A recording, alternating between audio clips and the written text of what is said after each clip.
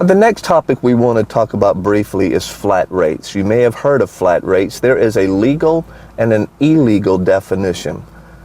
First, let's talk about illegal definitions of flat rate. That simply means that you have taken a customer to any destination and you have not run your meter.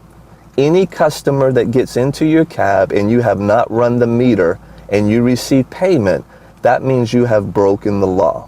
If the police catch you, they will write you a massive ticket. If Yellow Cab catches you, you will be dismissed that same day.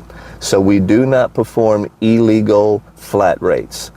But we do perform legal flat rates. The city of Charleston has decided that when you are picking up and dropping off on the Peninsula City, now in your packet of paper that you have in front of you, there will also be a map of the Peninsula City, and you will see the 4 boundaries there. And on those 4 boundaries, that is what we refer to as the downtown Peninsula City of Charleston. It encompasses about 2.5 miles. Now, in this 2.5 mile radius, if you are picking up and dropping off on the Peninsula City, again, let me say, you must be picking up on the Peninsula City and dropping off on the Peninsula City, then you can use a legal flat rate.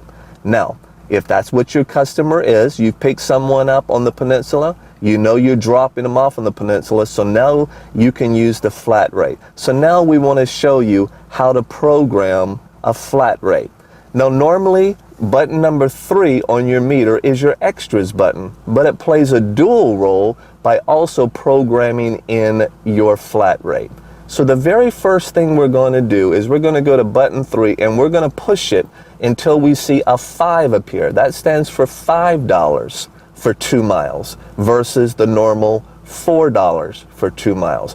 Once we see the 5 appear on our meters, then we're going to do the normal process that we do on any other call, the 1, 2, 3 process.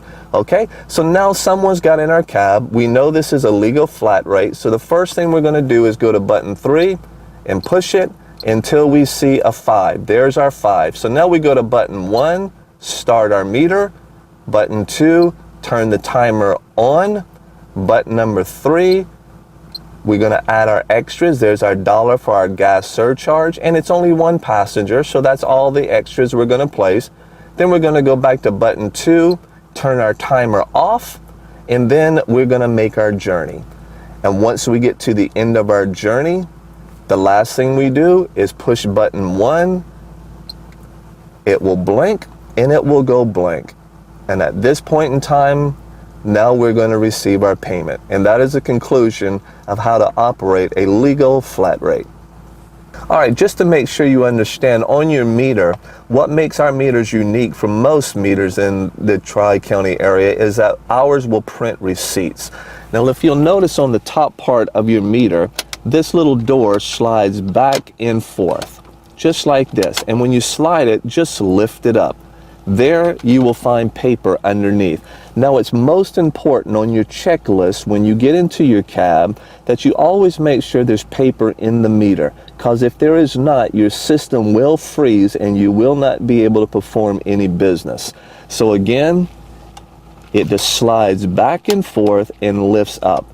That way you'll make sure there's paper in there. Sometimes when you're printing a receipt, you will hear the meter printing, but the paper will not be coming out. Sometimes it can get jammed in there. So by simply sliding the door to the left and lifting it up, that way you can help the paper out of a jam, and then put your door back down and slide it back in. And that's how you deal with the paper in your meter.